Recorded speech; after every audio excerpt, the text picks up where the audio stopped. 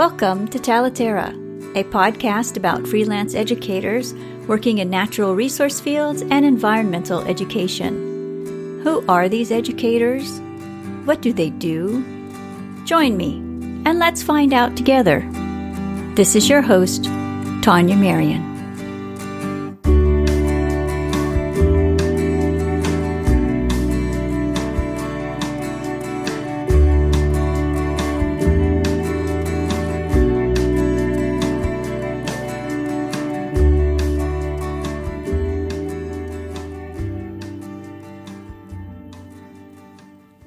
Coryell-Martin is a freelance artist and educator who travels to remote locations to document landscapes, people, and communities. This week she leaves on her next big adventure to Alaska. Earlier this week, Maria took a break from packing to discuss her work. How did Maria become an expeditionary artist? What is the focus of her current project? How did she build her career and her audience? Let's find out. Maria, thank you so much. This is a very busy week for you. Thank you for taking the time to stop by and chat before you embark on your next adventure. If you could introduce yourself to listeners. Sure, absolutely. Well, my name is Maria Coryell-Martin, and I'm an expeditionary artist. And one thing I always like to encourage people is they can make up their own job title. I came up with being an expeditionary artist while I was still in college. I went to Carleton College in Northfield, Minnesota. I'm born and raised in Seattle. But I developed my idea of being an expeditionary artist based on my passion for art, science, and education, and then also learning about the history of artists whose role was to travel and explore and paint and help to record, where their work was really a mix of being artists and scientists and often cartographers. There's this real ground of natural history that inspired me, the idea of work by hand, helping to share our experiences.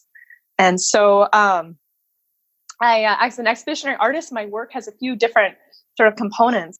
My passion really is going into the field and collaborating with scientists to help tell their stories. And especially with climate change, I've been focused on the polar and glaciated regions for about 15 years now.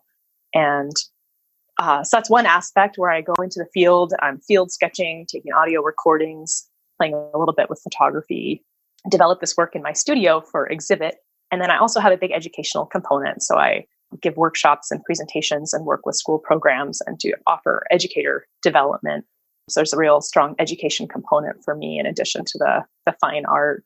And then grown really organically out of this is this art toolkit project I have, where I now manufacture and curate a line of field sketching supplies that are based on what I carry and use in the field. And that's been a real joy to develop. It's been in the works now for 9 years and really become a lot of fun for me.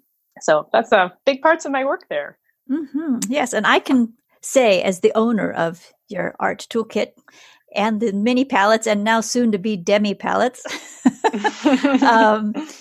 It's a very practical kit, and it is a lot of fun. And I think that's a wonderful thing that you do to introduce art to new audiences and to make it so accessible and also so fun.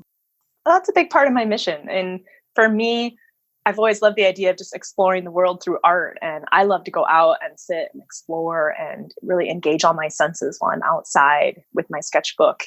And part of the art toolkit, my education part, is I really want to empower and inspire other people as well with the tools and techniques to offer that experience for them as well. So not just something I get to do, but help others to empower others to go outside with their tools.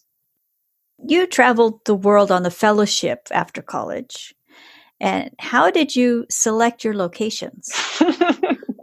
Yeah, well, Carleton College is part of a network of 50 colleges that can nominate students for what's called the Watson Fellowship. It was founded by Thomas J. Watson, the founder of IBM, I think in 1965 or 68.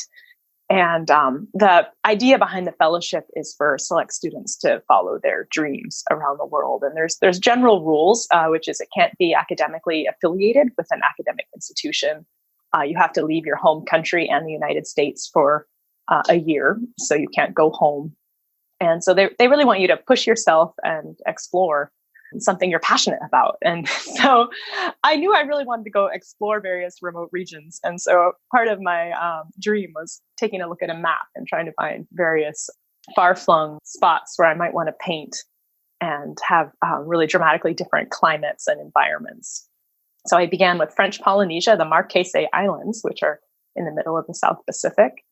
And then my next spot was Tibet, wanting to get up to the western high Tibetan plateau, followed by Mali, West Africa, where I'd done some study abroads in college, studying French and culture and local languages. I wanted to go visit the Tuareg in the Sahel. And then finally, I originally was going to go to Baffin Island, and then a scientist friend of mine helped inspire me to go to Greenland instead, which is where I finished my fellowship. The work that you created for this 1 year, was it on exhibition? Is it online? Oh, that's a terrific question. I may still have some field sketches on my website, and we've had a new website in the works for years. I'll have to take a little review, and maybe I can send you a link. Mm-hmm. Years ago, I had more exhibits related to it, and that fellowship was in 2004, 2005. And I did have one of my first exhibitions on that trip where I had a museum residency in Greenland, the Upernavik Museum on the northwest coast. So they gave me a residency and I had my own show before I left, which was really lovely, inspired by observing the spring melt of the sea ice and my experiences exploring the region. Every time I've gone to your website and of course I get your newsletter, my impression is that you've been a freelance artist and educator this entire time. Is that correct? And if it's so, why did you choose to be a freelance educator? Oh, that's a wonderful question. I was on my fellowship, traveling the world for a year, and I came home and kind of had this, or even anticipating coming home, Tania, this existential crisis of, I don't want to stop doing my project of exploring remote regions through art. I'm really enjoying what I'm doing.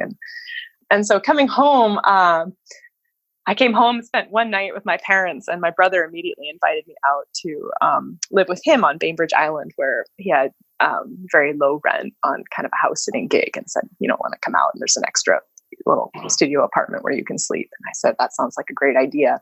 So from the start, I had very low overhead, which helped me with this sort of freelance lifestyle. But it wasn't really a conscious thought of, I'm not going to go get a job. It was just, I'm going to continue doing my work, and one way or another, cobble together, income out of it. Yes, you've managed to be able to keep doing what you're doing, which is fantastic. You participated in fairs, and you teach workshops, and you create exhibitions, and you've experimented with several models of sustainability. Are there any models that you no longer do? Any venues or events that you no longer do? Oh, quite a few. And, starting out, I want to say that I have a really terrific, both supportive family and network of creative friends. And so coming back from my Watson Fellowship, a lot of us would try and do work together. In particular, there's some remarkable multimedia storytellers named Benj Drummond and Sarah Joy Steele. And my husband, Darren, is a web developer. And so the three of us would often be collaborating in various ways on projects where Benj and Sarah might hire me for some illustration or work with Darren on the web. And other friends of mine would hire me for some graphic design. So using my network of creative friends really helped me with some of the initial, like, how am I going to make money? Because we'd have little paychecks coming in and out. And since then, I stopped advertising graphic design a long time ago. I stopped, for the most part, taking commissions. I used to do more commissioned paintings. I used to do oil painting, in fact, and sold all my oil paints about 10 years ago to really focus on watercolor, which was really much more aligned with my vision and values. And cobbled in art fairs and found that sort of encouraged me to do a certain type of work that I wasn't as interested in. But I did some for, 3 to 5 years. I used to take more teaching gigs, never a full-time gig, but those really helped with my income for a period of time. I think early in every person's career, you need to balance what's going to make you money and what's going to move you forward professionally. And I was doing a lot of searching. I didn't have a template to follow for what is going to be my work. So I had to feel that out for myself and what felt more sustainable. Of the activities that you do now, how do they advance your work and your mission as a science communicator? That's a great question. I'd say slowly over the years, I have been shifting from doing as much direct teaching towards also wanting to do curriculum development and educator training as well, so that it's not just based on me and my time, because I'm really passionate about wanting to share these tools. I have whole workshops based around tools for observation that I believe in, but I can't be in every encounter that I'd like to be. So I'd say that's been a shift I've been making. And so finding opportunities where there's that science art overlap and that art can be a hook to help particularly kids engaged with science has been a passion for me. So there's programs, one elementary school in Seattle where we've been really integrating nature journaling throughout their whole program now, environmental learning centers, and then through the exhibitions where I live, finding through presentations and exhibits, opportunities for the general public to have conversations around the subjects that I present. Thank you for sharing the link for the presentation that you gave for Girls Can Do. It's a great synopsis of just how adventurous you are and a bit, and how you put yourself out there. And as you said earlier, you encourage people to create their own job titles. And so how did you learn to do this for yourself? This really goes way back for me to growing up. And in first grade kindergarten, I just remember my mom helping talk to me about how to make friends. And she just said, just put your hand out and say, hi, my name's Maria. What's yours? So there's this fundamental part of me from a very young age that practiced just introducing myself and having the courage to just go up, no matter the person, and just say, hi, here I am.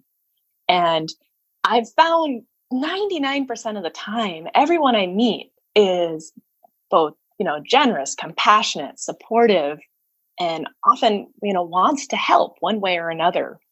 And so in terms of asking for what I want, I think first it becomes, it's based in the courage of just reaching out and not being afraid to talk to, strangers or send out that email to introduce yourself to someone. And, worst comes to worst, someone will say no, or, won't get a response. But that's where I really learned from a very young age. And I'll add to that, in college, I had some really supportive deans and professors, where if I would come up with an idea of something I wanted to do, instead of saying no, they'd say, okay, let's think of where we can fund funding. How can this be possible? And actually, when I think I was a sophomore, they said, you just need a Watson Fellowship.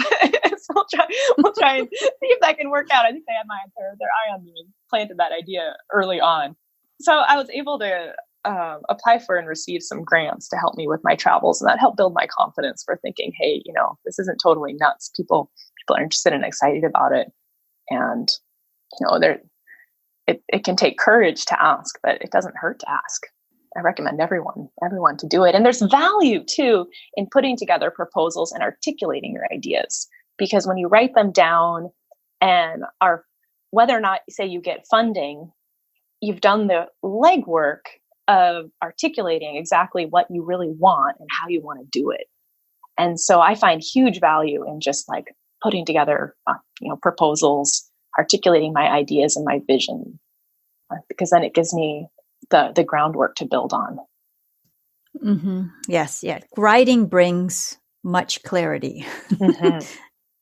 When you tell people that you are an expeditionary artist, what is their reaction? Because it's really kind of I want to say old world type concept, to go on an expedition. That word anyway, it conjures up that type of thinking. And so what are people's reactions? Oh, they usually raise their eyebrows. And I mean, I have to say too, I've been in an interesting situation now. I moved from my hometown of Seattle to a local town, a little town 40 miles north called Port Townsend, which is really lovely. My family and I have been here for 3 years. So I'm married and I now have a 4-year-old daughter. So I'll say, in this town, I'm mostly Stella's mom, and people are slowly figuring out that I do more than run around and bike all over town with a little kid. So I had my first big exhibit here this winter, and it felt like my coming out party of, oh, this is what I do. That was, I'd say I'm on a big expedition once a year, every other year. And I do spend a lot of time in my studio, and, which is our extra large spare room in our house. And, I also lead a very quiet life in my little world at home. What is the expedition that you're going on this week? This week, I'm heading up to Utqiagvik, which is formerly Barrow on the North Slope in the Arctic of Alaska, to take a boat out to a little island called Cooper Island, which is 25 miles offshore, to join scientist, biologist George DeVoke. And I'll be working with a science educator, friend of mine, Katie Morrison, who I met through school in Seattle years ago. And George has been studying guillemots, a seabird, on this island now for 45 years. This is his 45th consecutive summer.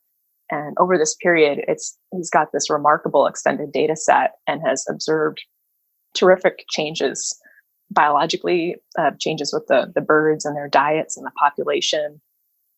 There's the climate data, the atmospheric data. And then there's also his personal experiences of the changes the island has gone through with the warming climate over these past 45 years. So he's a remarkable man, and it's a remarkable story that Katie and I are working to help share through art.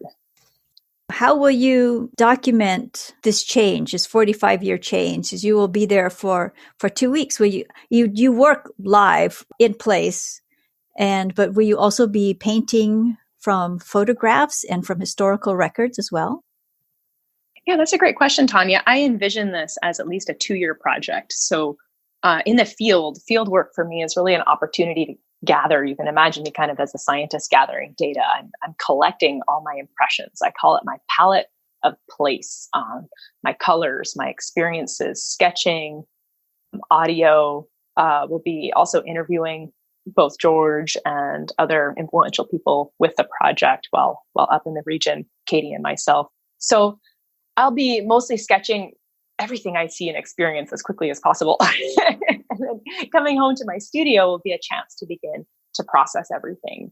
And right now we're exploring possibilities for exhibitions in 2020, where we can bring together and give me time to develop studio work and put together vignettes for presentations and the web. And Katie and I also have the vision of a children's story that we'd like to put together. So there's a lot in the works, and the field work is the foundation for it all. So down the road in the studio, I may very well work some from historical photos, satellite data. I'm not sure yet. I have to go up to the field first and see where that work leads me.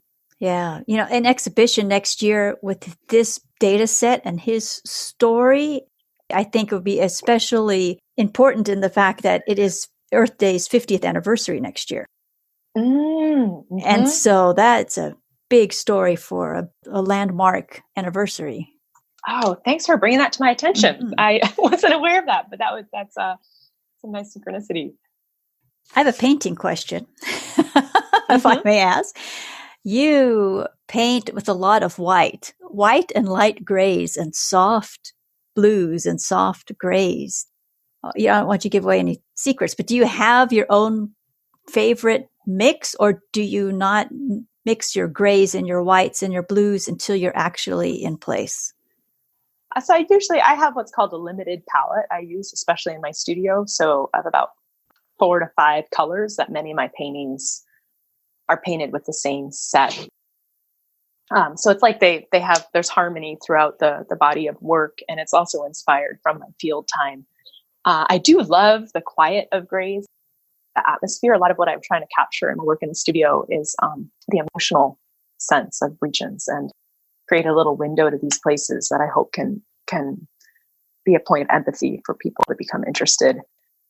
And I'll say a little background. When a big influence in me becoming an artist was living in Tokyo, Japan with my family when I was in 6th grade for 7 months. And my father was teaching there, and I lived down the street from a traditional paintbrush, calligraphy brush maker.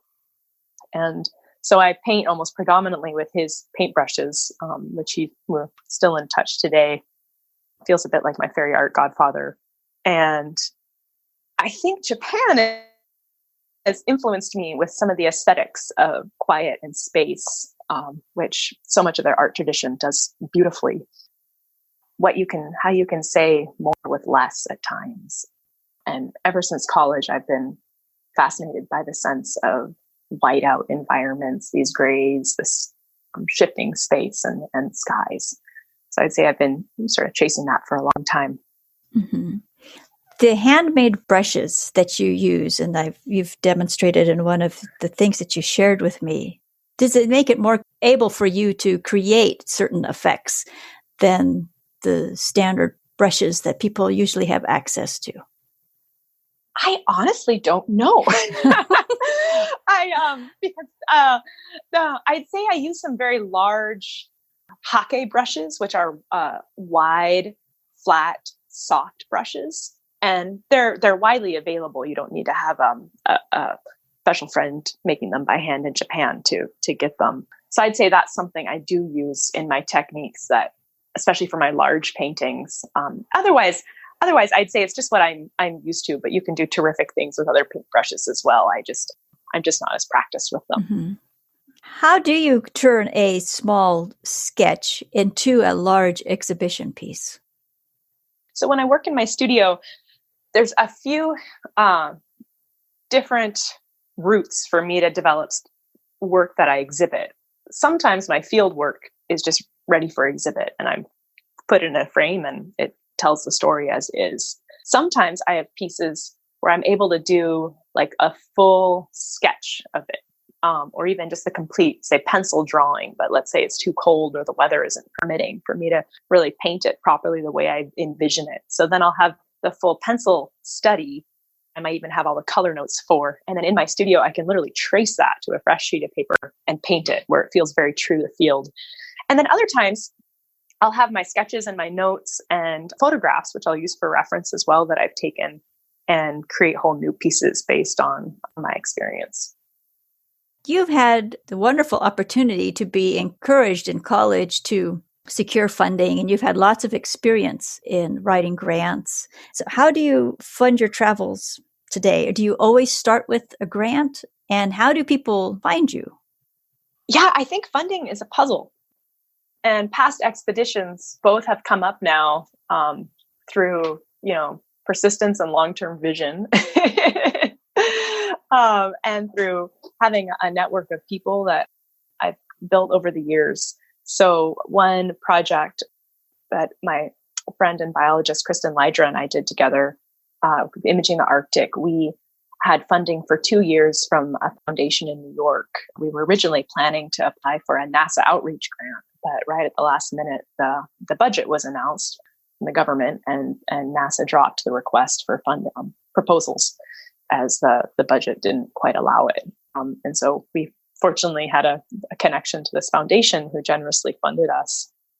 Other expeditions, I was able to go down to Antarctica to a friend on a ship with an extra berth who called me up and said, "Maria, you want to come with me and be a guest artist? And I've got enough frequent flyers to fly you down." And I said, "Oh my goodness." She said, "Let me know within 24 hours. Oh. I was newly pregnant at the time. And I said, "This sounds like fun." And I said, yes. He's gone for a month.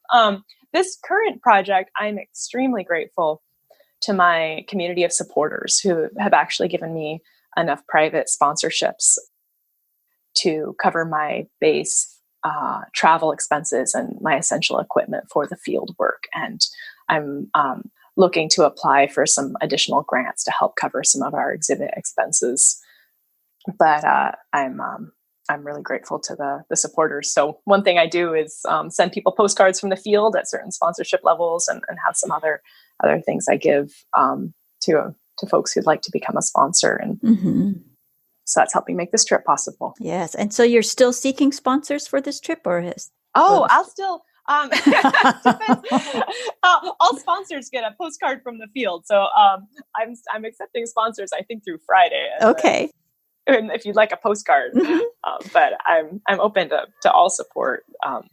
It means a lot to me and helps make my work possible. Yeah, that's wonderful. How did you build your audience? Did you start off with an email list? Was it your blog came first? Did you do a newsletter first? How did this all come to be? Yeah, I started my mailing list right back when I first came back from my Watson Fellowship in 2005. And I put together a presentation and rented a room at REI and invited everyone I knew to come to an evening presentation and sort of little art show. I framed up some of my pieces and brought my sketches and used my extended network through family and friends. And ever since then, I've always had a book where people at any event can leave their email and a name and join my list. And I think it's a really valuable way to stay connected with people. And I always encourage people to maintain a mailing list. I think there's other ways to follow and stay connected these days, let's say Instagram or Facebook. But a mailing list is really personal. And I just love that I've been able to stay connected and maintain correspondences with people for like 15 years now and continue to grow it. So I'd say through events and, have a sign up on my website and through my art toolkit project, it's slowly grown. Yeah. Do more people go to your blog, or do more people come to you through Facebook? That's a great question. I think I tend to be, I've been growing more active on Instagram, and I do try to blog about once a month. Motherhood is a whole other conversation. And I'd say really slowed down some of my work on the whole blogging front for a couple of years. And I'm kind of re-engaging with all that. But that's a whole other conversation. Mm-hmm. I'll ask you a question that I ask many of my guests. What is your earliest memory of enjoying nature? Oh, that's a terrific question. I've never been asked that before. It's hard for me to pinpoint just one. We have my parents' house has a terrific garden. So I spent a lot of time running around outside in the garden and exploring our whole neighborhood. I have a memory of going out hiking with my family, not wanting to walk, I think, them having to pick me up. But when I think about that question, just what comes to mind is the emerald green of, being out in the grass and listening to water. The Northwest is really in my system of our salt water and evergreen trees and mountains that I've really grown up with, and continues to be part of what makes me feel at home. Yeah. Yeah. And also, when did you realize nature was important to you? Was it something that you came to over time, or was it an event that made you something that you responded to? Well, my big influence or steps towards becoming an outdoor educator really began in two places. One was through a horse camp. And I did a lot of camp when I was little in the summers, loved horses. And becoming a counselor in training and then a counselor helped give me, I think, the gumption to stand up in front of crowds and do ridiculous things, whether singing or skits and leading around, the younger kids. And then in high school, we had a really active outdoor education program where we'd go through as students and then become the educators. And that began with wilderness survival building. Back then, we'd do little fern shelters to spend the night in, practicing bivvying, alpine travel courses, and first aid courses. And a number of us did the local search and rescue training. So being part of search and rescue. And in high school, it was really exciting to do all that and gave us a chance to explore our local mountains and water. We did sea kayaking too, scuba diving, which is very cold in Puget Sound. We had a marine science trip where we went down to Hawaii, which was a little more pleasant for that. But I'd say having those experiences as a high schooler, it was a confidence builder. And I really fell in love with sort of the exuberance you could have outdoors and the passion for learning all the neat little things, paying attention to the flowers and the trees and learning to read maps. And my parents were more comfortable letting me go off backpacking with friends for 3 nights than, staying out past 9 p.m. in the city. Today, so many people live in an urban environment where nature it's a mix. It's not so prevalent, but then it also is prevalent if you look, or if you encourage people to look at what is occurring in the urban environment. What do you think would help make connections between people and nature? Well, that's why I love sketching and that idea of exploring the urban wild. And one thing I've observed over the past, 10 plus years is the development and enthusiasm for the urban sketching movement, which was founded, the Urban Sketchers was founded by a fellow in Seattle, Gabby Campanero, where now there's chapters, of urban sketching chapters all around the world. So if there's not one in your local town, you could explore starting it, where people are going out and sketching, spending time away from screens, exploring whether the buildings are going to parks. And I find that is just such a wonderful tool to unplug and slow down. And in my work, both in my work and what I do with the art toolkit, is this idea of art as a tool versus a talent. It's a tool for observation, exploration, scientific inquiry, meditation, reflection, unplug, and ultimately also just to have fun, exploring, kind of delighting in color and line, and letting go of the idea of perfection, but having a place to mess around and awaken your senses in a fresh way. Is there anything that you'd like to tell other independent educators who are out working in their communities? Well, I think just when I think about independent educators, I just think, one, it's such important, terrific work to be doing, that there's so many ways to reach people outside of like the K through 12 system or formal institutions. And often it can be one teacher who can have a momentous impact on a person's life and inspiring them to see something a little bit differently. And for me, I had numerous people like that over my life, but one was my first grade teacher, whose words I'll never forget, just telling me that a creative person is never bored. And she was passionate about peace and love and science, and having a really open heart and open eyes and going out into the world. So I'd say, one way or another, if you're passionate about something, you can find a way to do it. And try and support yourself. I think I'll add one more thing too, Tania, which is I've made choices in my work about where I earn my money. And for me, I don't want to rely on the sale of my paintings to be my income. It creates a certain pressure for me in the type of work I create and my creative vision. And so that to me isn't something I'm looking at needing, a really reliable income out of. And so I've put together a career where I've had other supportive elements for that. And in being an independent educator and freelance, you can decide, it's not a compromise if you need one part-time gig to help support something else you love. It's about finding just what feels true to yourself, and as you put together what fits your vision. Since we're on this topic, part of being a freelancer is finding better clients.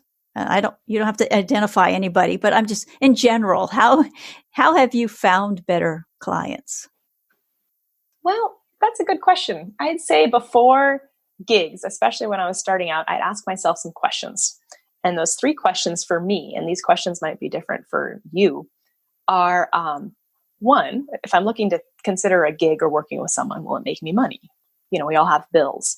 2, will it build my audience? Is it something that's going to grow my work in a positive way?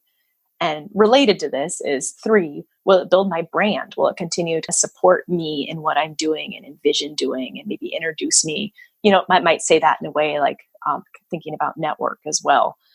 And so that way, I don't have to have every gig fulfill all 3 questions.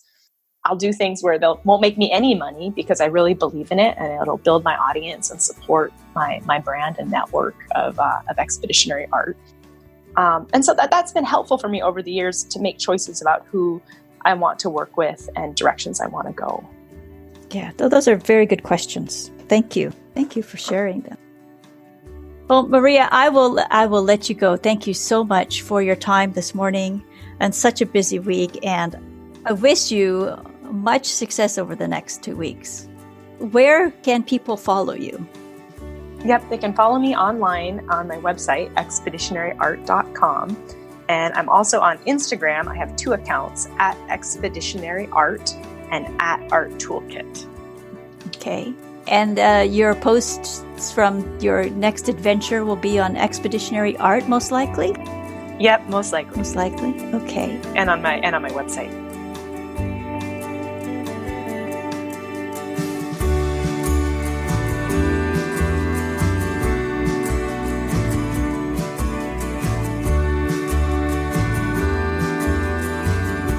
Are you ready to follow Maria? Learn more about Maria's current project by visiting the show notes at talaterra.com. Look for the link to the article Witnessing Climate Change.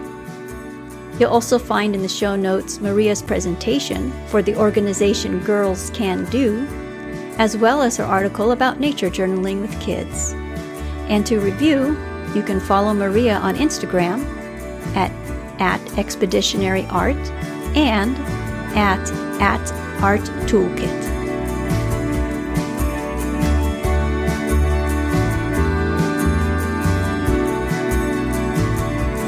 Talaterra is a podcast for and about independent educators working in natural resource fields and environmental education. If you enjoyed this episode, please share it with friends and colleagues. Thank you so much for joining us today. This is Tania Marien.